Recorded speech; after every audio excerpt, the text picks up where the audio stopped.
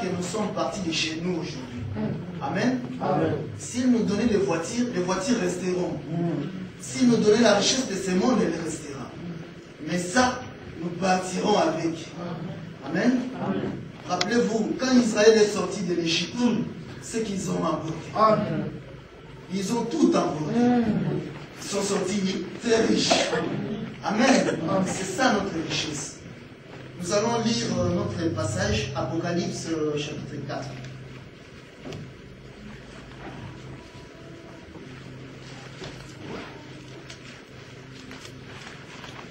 Quand il dit qu'il annonce la bénédiction là où nous sommes rassemblés, c'est la parole. Amen. Amen. Apocalypse 4, je commence au verset 4.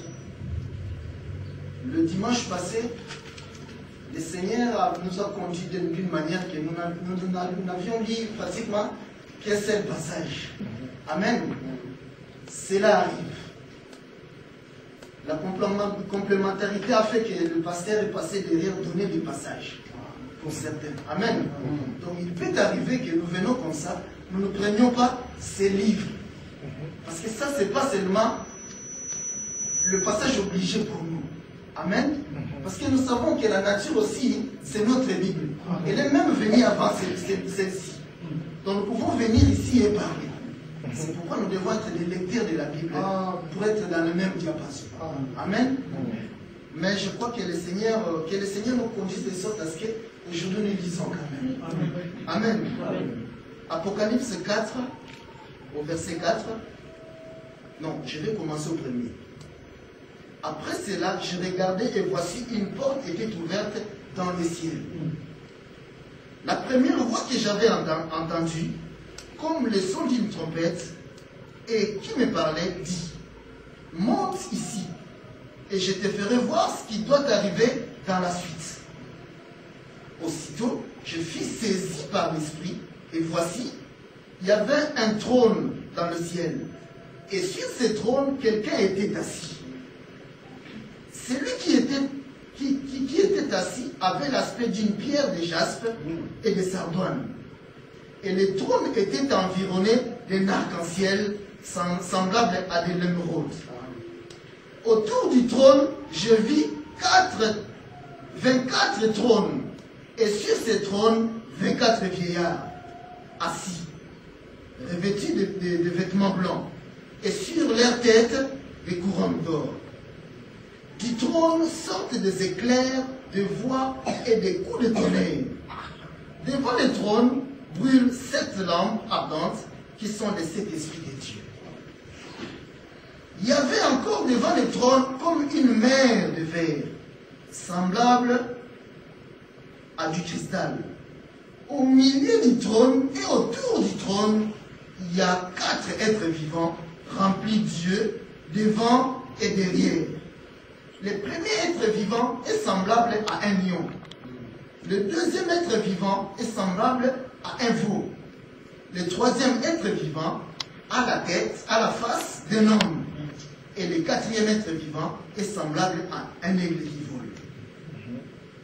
Les 4 êtres vivants ont chacun 6 ailes et ils sont remplis d'yeux tout autour et au-dedans.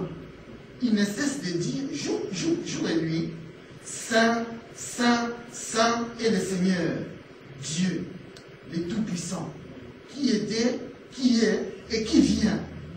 Quand les êtres vivants rendent gloire, honneur et action de grâce à celui qui est assis sur le trône, à celui qui vit au siècle des siècles, les 24 vieillards se prosternent devant celui qui est assis sur le trône.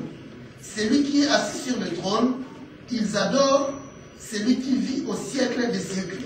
Et ils jettent leur couronne devant le trône en disant, tu es digne, notre Seigneur et notre Dieu, de recevoir la gloire, l'honneur et la puissance, car tu as créé toutes choses. Et c'est par ta volonté qu'elles existent et qu'elles ont été créées.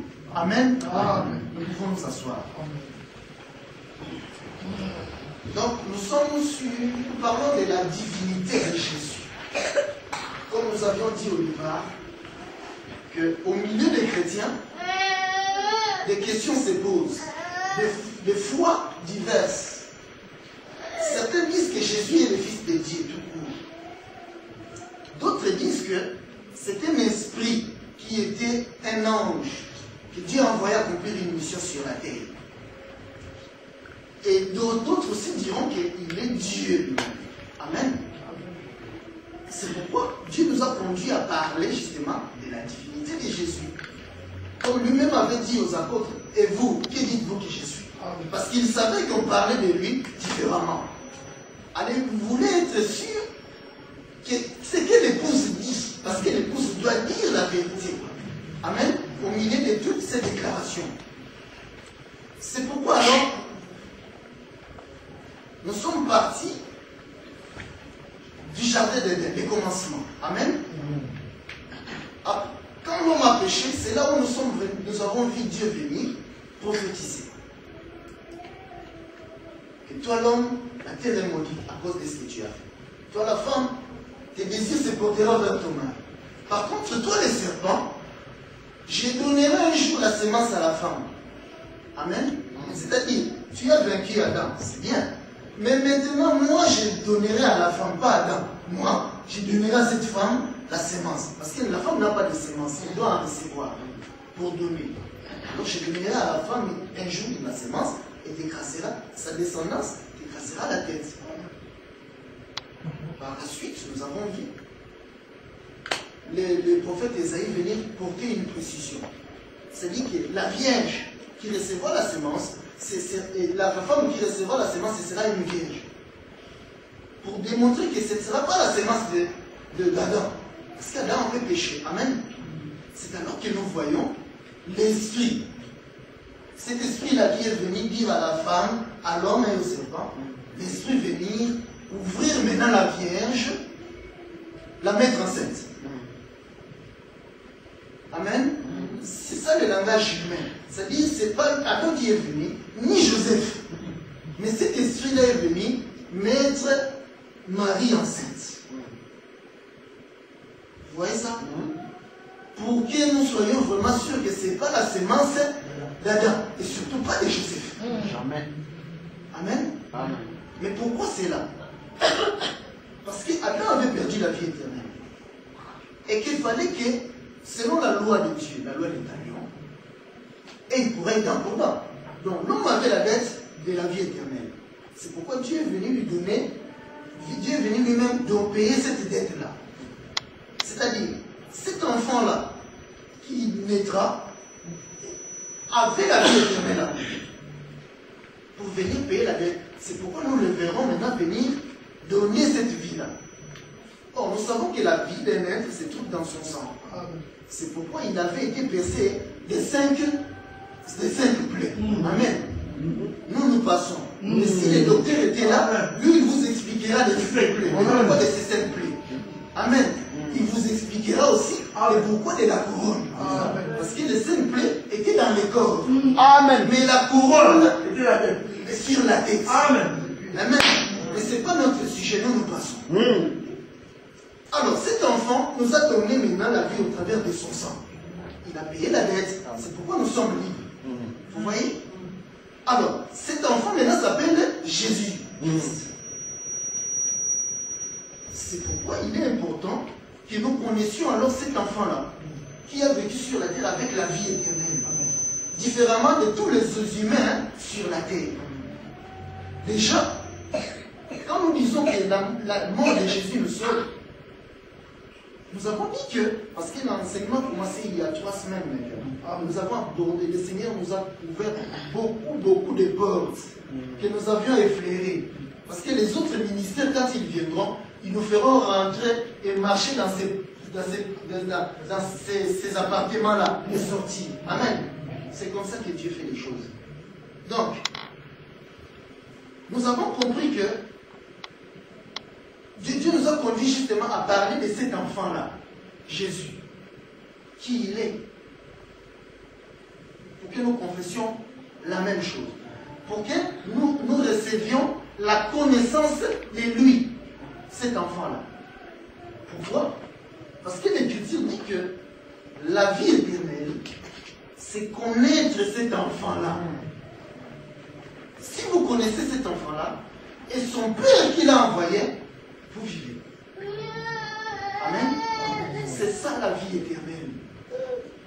C'est pourquoi justement Dieu nous a conduits à connaître cet enfant-là. C'est-à-dire, nous pouvons rester sur cette terre même 5 ans, même 10 ans, parce que c'est toute la Bible. C'est pourquoi il a dit que les prophètes, les psaumes et la loi ont parlé de moi. C'est-à-dire, dans chaque verset des Écritures, nous devons voir cet enfant. Seulement dans tous ces aspects, tous ces costumes. Amen. Parce qu'il porte beaucoup de costumes. Au travers de ces costumes que nous les connaissons. Remarquez, Dieu nous a conduits vers un prophète, Jean-Baptiste. Jésus avait pris son temps pour parler de Jean-Baptiste. Vous voyez ça? De cet enfant-là qui avait la vie éternelle, il prend son temps pour parler d'un homme. Alors cela nous a intrigués. Il dit que cet homme-là, Jean-Baptiste, il y a ses apôtres, c'est Élie. Alors nous l'avons suivi pour aller comprendre ce qu'il voulait dire. C'est-à-dire que nous sommes partis voir Élie. Amen. Et Tchisibite. Au travers d'Élie, nous avons vu qu'il était le prophète qui avait rassemblé le peuple d'Israël devant les prophètes de Baal et lui. C'est-à-dire, Israël s'était détourné du vrai Dieu à l'époque de Jézabel. Donc, c'est-à-dire, en Israël, le roi Akab était parti épouser une étrangère, il a ramené ses dieux, le dieu Baal. Et il a détourné le peuple du vrai Dieu. Maintenant, Élie vient pour démontrer que le Dieu d'Israël, c'est lui le Dieu, le vrai Dieu, ce n'est pas le Dieu Baal. Il dira juste une chose. Roi Akab, nous allons appeler le peuple, nous allons prendre un animal et faire un autel. Au travers de cet autel-là, nous ne mettrons pas le feu sur l'Holocauste. Nous allons prier. Si le Dieu Baal est le vrai Dieu, qu'il envoie le feu, que le feu consume l'Holocauste. Mais si c'est moi qui ai le vrai Dieu, je vais aussi invoquer et le feu descendra. Alors les prophètes de Baal sont venus, ils ont posé l'autel, ils ont commencé à invoquer. Nous savons qu'ils ont invoqué toute la journée et Dieu n'est pas descendu. Et Élie, regardant leur autel, il a commencé à se moquer d'eux. Priez, priez, priez encore. Peut-être il dort, peut-être il est en voyage. Il avait l'assurance. Pourquoi? Parce qu'en voyant seulement l'autel, il savait que Dieu ne peut pas descendre. Le feu ne descend que sur l'autel bien agencé. Amen. Peut-être eux, ils avaient mis 13 pierres en bas. En voyant 13 pierres, il ne peut pas descendre. C'est pourquoi il était confiant. Amen. Maintenant, quand le soir est venu, lui, sachant que Dieu ne descend que le soir, parce qu'ils invoquaient la journée. Dieu ne descend que le soir. Rappelez-vous, dans le jardin d'Éden, il venait voir Adam le soir. C'est dans ses habitudes. Il vous a dit que non, l'heure était venue que Dieu descende. Il vient, il commence par prendre les 12 pierres. Il les met en place, il prend le bois qui correspond à la croix de Jésus. Il met en place, il prend maintenant l'Holocauste, l'animal, il met en place. Seulement après, il dira, il fait faire un fossé. Donc l'autel était sur un fossé. Il dit après, remplissez d'eau le fossé. Et puis prenez 4 cruches d'eau. Ils prirent 4 cruches, ils versèrent sur l'animal. Encore 2 fois et puis 3 fois. Quand il a prié, obligé le fait de vie descendre. Il y a une écriture qui dit que Dieu